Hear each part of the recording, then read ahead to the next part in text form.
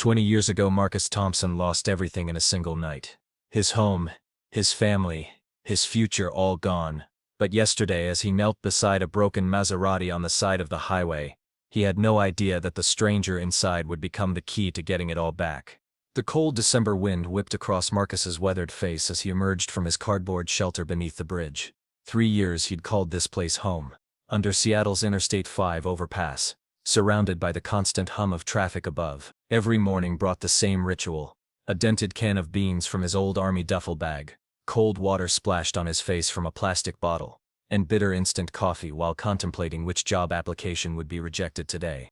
But this morning was different. 100 yards from the bridge, pulled over on the highway's shoulder, sat a gleaming black Maserati. Smoke billowed from under its hood in thick gray clouds that transported Marcus instantly back to that hellish day in Afghanistan. The tank engine was burning, his buddies trapped inside, and he had just watched. Helplessly. No, he muttered to himself, his breath forming small puffs in the frigid air. Not this time. Marcus hurried down from the bridge, his worn combat boots crunching on the gravel. 20 years of military experience, 15 years as a mechanical engineer, and 3 years of street survival had prepared him for this moment. As he approached the Maserati, he could see a man in an expensive suit and designer sunglasses shouting into his phone. "This is impossible," the man was yelling. "I'm Jonathan Pierce, CEO of Pierce Technologies. My car doesn't just break down on the side of some godforsaken highway." Marcus paused. Jonathan Pierce. He'd heard that name. The tech world's newest golden boy. The man who'd revolutionized artificial intelligence and made billions in the process. Forbes had called him the visionary of the decade, but right now he looked like any other stranded motorist, frustrated, helpless, and completely out of his element. The smoke from the engine was getting thicker. Marcus's trained eye immediately assessed the situation. Overheated coolant system, probably a blown radiator hose, possibly worse. If left unchecked, the engine could seize completely. "Excuse me, sir," Marcus called out, approaching cautiously. His appearance, dirty clothes, unkempt beard, the unmistakable look of homelessness, usually made people uncomfortable. Jonathan barely glanced up from his phone. "Look, buddy, I don't have any change. Just keep walking, okay?" "Your engine's overheating," Marcus persisted, ignoring the dismissal. "That's smoke. You've got maybe 10 minutes before permanent damage." "I've already called AAA. Jonathan snapped. "They'll be here in an hour." "I don't need." He stopped mid-sentence, as a small explosion of steam erupted from the hood. "What the hell was that?" "Coolant line just burst," Marcus said matter-of-factly. "Now you've got maybe 5 minutes." For the first time, Jonathan really looked at Marcus. He saw the intelligence in the homeless man's eyes, the confidence in his posture despite his circumstances. You know about cars?" Marcus almost smiled. "I know about engines. All kinds." Another burst of steam made the decision for both of them. "Fine," Jonathan said, pocketing his phone. "But I'm not paying you anything."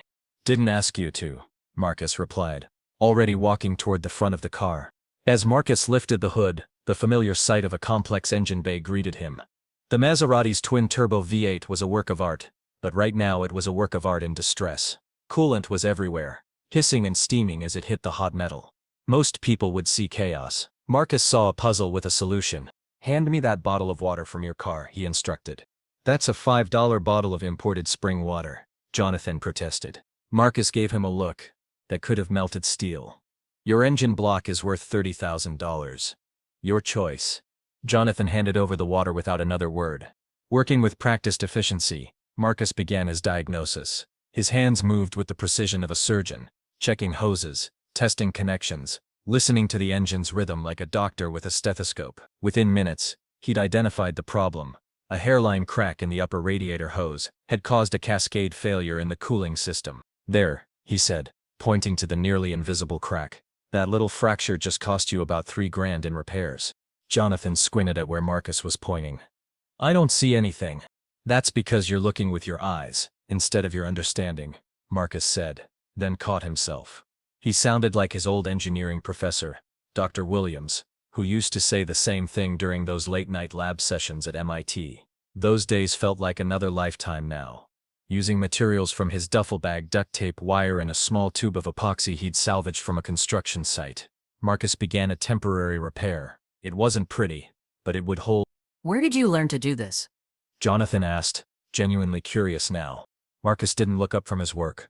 Army Corps of Engineers, then MIT, then 20 years fixing everything from helicopters to hybrid engines. The words hung in the air. Jonathan's expression shifted from skepticism to confusion to something approaching respect. MIT, he repeated. You went to MIT. Full scholarship, Marcus said quietly, still focused on the repair.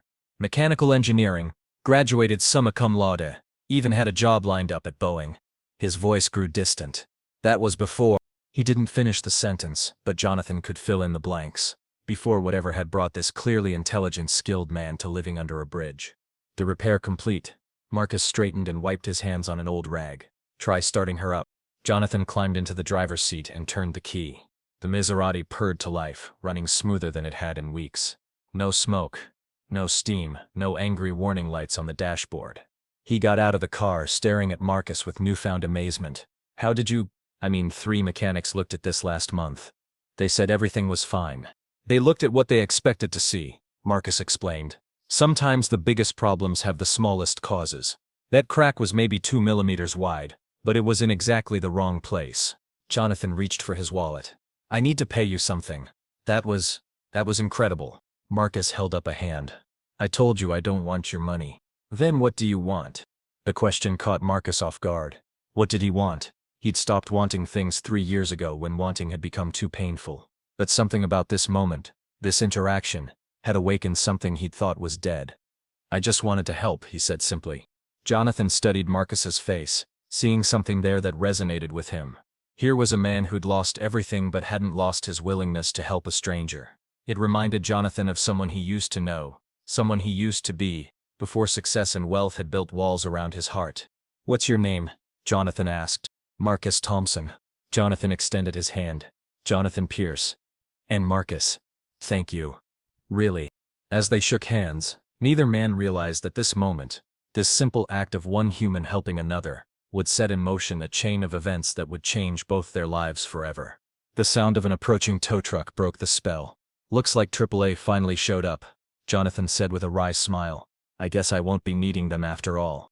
The next morning, Marcus woke to the sound of construction equipment rumbling near his bridge. Heavy machinery, shouting workers, the beep of trucks backing up, sounds that usually meant his temporary shelter was about to be disturbed. But as he crawled out of his cardboard home, what he saw made his blood run cold. A demolition crew was setting up directly across from the bridge. And there, supervising the operation while talking on his phone, stood Jonathan Pierce. Marcus's stomach dropped. Had yesterday's encounter been some kind of setup? Rich people didn't just stumble into needing help from homeless veterans. They certainly didn't come back the next day with bulldozers. He was about to retreat deeper under the bridge when Jonathan spotted him. Their eyes met across the construction site, and something passed between them. Recognition, surprise, and in Jonathan's case, what looked almost like relief. Jonathan ended his phone call and walked over, picking his way carefully through the debris and construction barriers. Today he wore jeans and a simple sweater instead of yesterday's expensive suit, but he still looked wildly out of place in this industrial wasteland. Marcus, he called out as he approached. I was hoping I'd find you here. Come to watch them tear down the neighborhood? Marcus asked, his voice sharper than he intended. 3 years of disappointment had taught him to expect the worst from people, especially wealthy people with agendas. Jonathan stopped walking, clearly caught off guard by the hostility. You think I'm here to, evict you? Have you arrested? Rich guys don't usually come to the underside of bridges to make friends, Marcus replied, but some of the anger had left his voice. There was something genuine in Jonathan's confusion that didn't fit the narrative Marcus had constructed in his head. Actually, Jonathan said, reaching into his jacket pocket, I came to give you this. He pulled out a thick manila envelope and handed it to Marcus. Open it. Marcus hesitated, then took the envelope. Inside was a deed, a property deed, with his name on it. His hands began to shake as he read the address 4247 Maple Street, Belltown. That address hit him like a physical blow. He knew that house, he'd grown up in that house. It was where his parents had raised him, where he'd built model airplanes as a kid, where he'd studied for his MIT entrance exams. It was the house the bank had foreclosed on 20 years ago, when the medical bills from his father's cancer treatment had bankrupted the family. I don't understand, Marcus whispered, his voice barely audible over the construction noise. The demolition crew isn't here to tear down your bridge, Jonathan explained. They're here to demolish the abandoned strip mall that's been blocking the view of your house for the past 15 years. I bought it yesterday evening. along with the 3 vacant lots next to it. Marcus looked up from the deed, his eyes wide with disbelief. My house? Your house, Jonathan confirmed. I had my legal team research the property history after our conversation yesterday. When you mentioned MIT and Boeing, something clicked. I remembered reading about the Thompson family tragedy 20 years ago. The veteran engineer who lost everything trying to save his father, then disappeared entirely. The words brought back memories Marcus had spent years trying to suppress. Coming home from his first deployment to find his father wasting away from pancreatic cancer. The desperate scramble to pay for experimental treatments, mortgaging the house, emptying his savings, taking loans he couldn't afford. And then when his father died anyway, the crushing realization that he'd bankrupted himself for nothing. The bank sold it to a development company in 2005, Jonathan continued. That company went bankrupt in 2008. The house has been sitting empty ever since, caught up in legal limbo. Until yesterday. Why? Marcus asked. The question coming out as barely more than a breath. Jonathan was quiet for a long moment, staring at the construction crew as they prepared to tear down the ugly strip mall that had hidden the house from view. Because 20 years ago, I was 17 years old, and living in that house too. Marcus's head snapped up. What? Not living in it, Jonathan clarified. Living next to it, 400-249 Maple Street, the blue house with the broken fence and the overgrown garden. He smiled sadly. My mom worked 3 jobs to keep us in that rental. My dad had left when I was 12, and she was barely making ends meet. The blue house. Marcus remembered it perfectly. The single mother next door who always looked exhausted, and her shy teenage son who was always buried in computer magazines. Johnny, Marcus breathed, the recognition hitting him like lightning. Little Johnny Pierce. Not so little anymore, Jonathan said with a self-deprecating laugh. But yeah, you probably don't remember, but you helped me once. I was maybe 16, trying to fix my mom's ancient computer so I could do my homework. You saw me struggling in the backyard with it and came over. The memory came flooding back. The scrawny kid with thick glasses and a determination that reminded Marcus of himself at that age.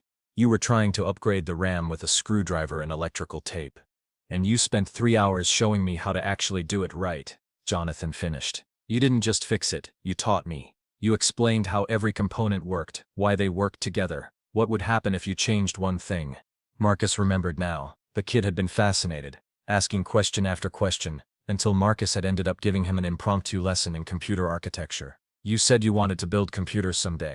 I did build computers, then I built software, then I built a company worth $12 billion. Jonathan's voice grew softer, but I never forgot the neighbor who took time to teach a kid with broken equipment and big dreams. The construction crew fired up a bulldozer, and the first wall of the strip mall came crashing down. Through the gap, Marcus could see his childhood home for the first time in 20 years. It looked smaller than he remembered. Sadder, with boarded windows and peeling paint, but it was still standing. The house needs work, Jonathan said, following his gaze. New roof, new plumbing, complete electrical overhaul. The foundation is solid though, good bones as they say. Marcus stared at the deed in his hands, then at the house, then at Jonathan. I can't accept this. Why not? Because I'm homeless. I live under a bridge. I haven't had a steady job in 3 years. The words came out in a rush. I can't afford to maintain a house. Can't afford the taxes. Can't afford— Marcus, Jonathan interrupted gently. What do you think I do for a living? You run a tech company. I run a tech company that specializes in artificial intelligence and automation systems, systems that require incredibly complex mechanical integration. Jonathan pulled a business card from his wallet. I've been looking for a senior mechanical engineer for 2 years, someone who understands both the theoretical and practical aspects of the work. Someone who can troubleshoot problems that software engineers miss. Marcus took the business card with trembling fingers. Jonathan, I haven't worked in my field in— Yesterday, you diagnosed and repaired a complex engine failure that 3 certified mechanics missed. You did it in 15 minutes with duct tape and intuition. Jonathan's voice grew firm. Your skills aren't gone, Marcus. They're just rusty. The bulldozer took down another section of wall, revealing more of the house. Marcus could see the old oak tree in the front yard where he used to read on summer afternoons, the window of his childhood bedroom, the front porch where his parents used to sit in the evenings.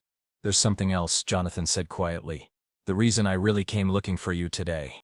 Marcus looked at him questioningly. My company is working on a project, a revolutionary engine design for electric vehicles, but we've hit a wall. The mechanical integration isn't working the way our models predict. I've had teams of engineers working on it for months, and we're no closer to a solution. What kind of integration problem? Jonathan smiled.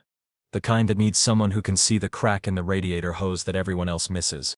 For the first time in 3 years, Marcus felt something stirring in his chest that he'd almost forgotten. Hope. Not the desperate hope of someone looking for their next meal, but the deeper hope of someone being offered a chance to rebuild their life. The job comes with a signing bonus, Jonathan continued, enough to renovate the house and cover your expenses while you get back on your feet.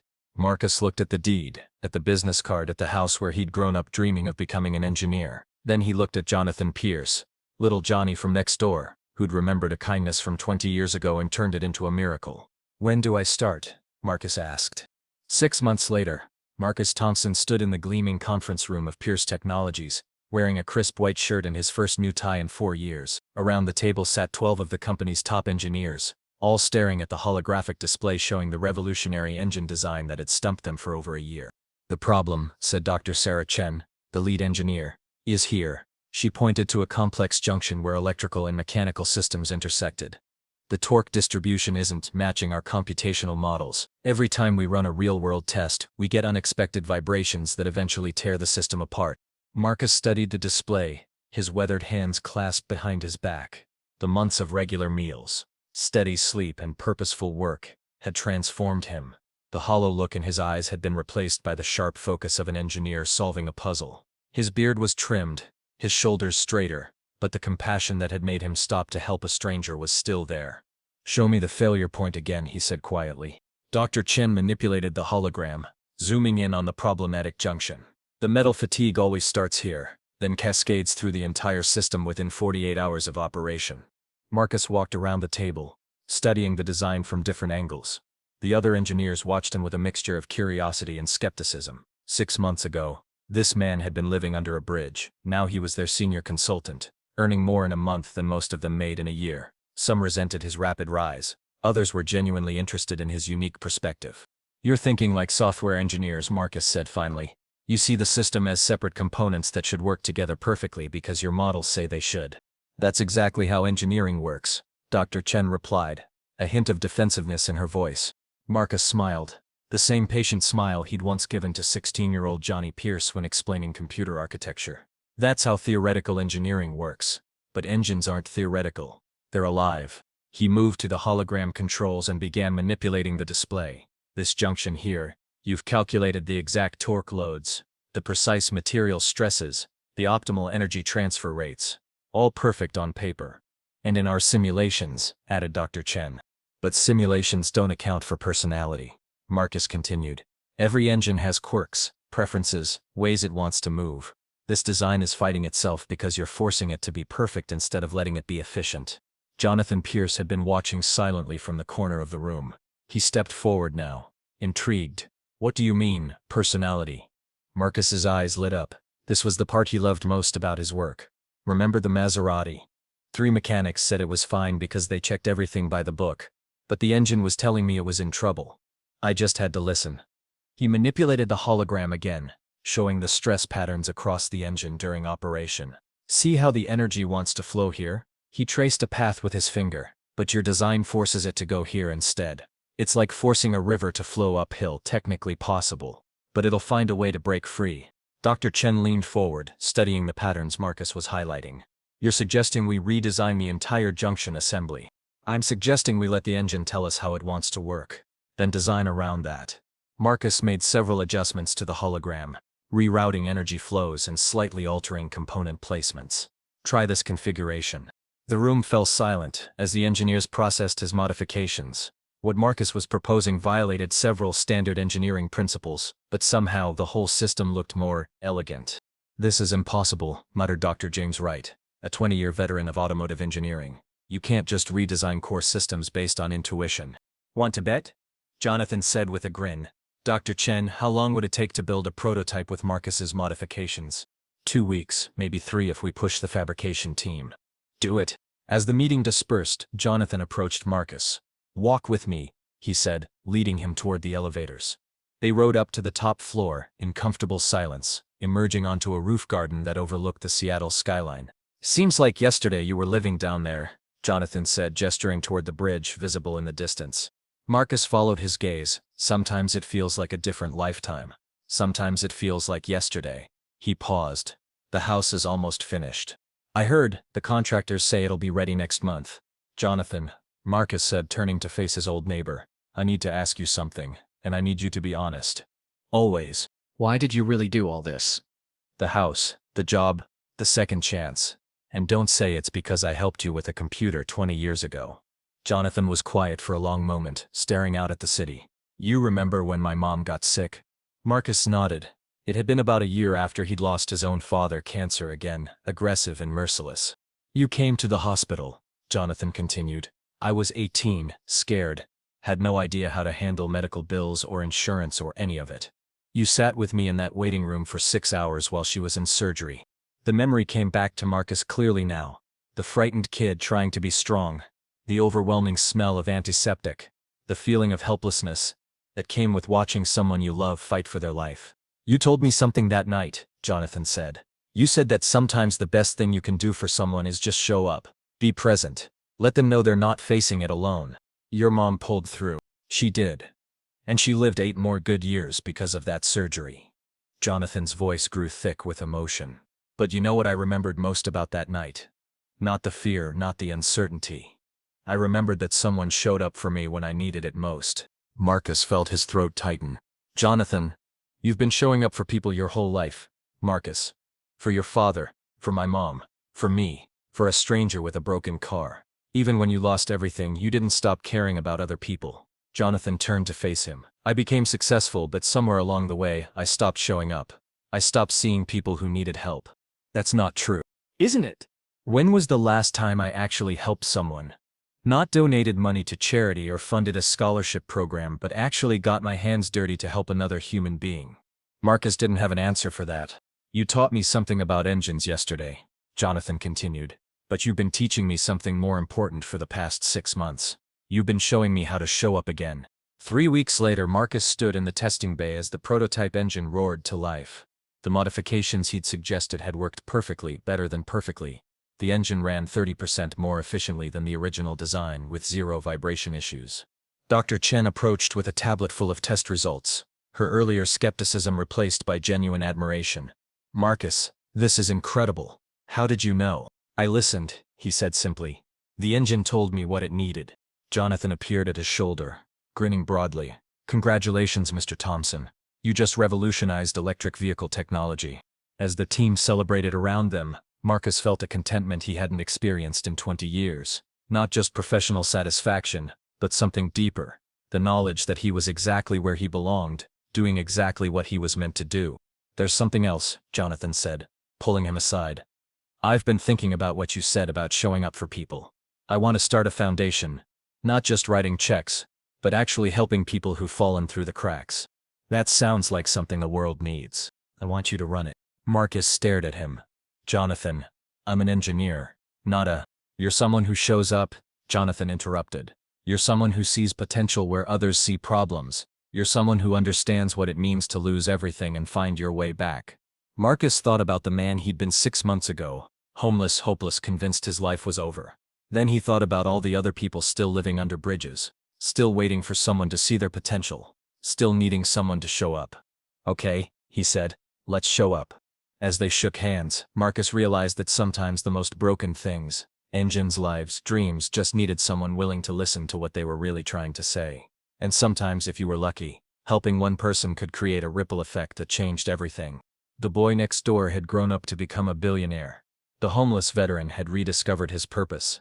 And together they were about to show the world what happened when you never stopped showing up for each other. In the distance, the bridge where Marcus had lived still carried traffic across the city. But now, instead of sheltering the forgotten, it stood as a reminder that even the most impossible journeys could lead you home.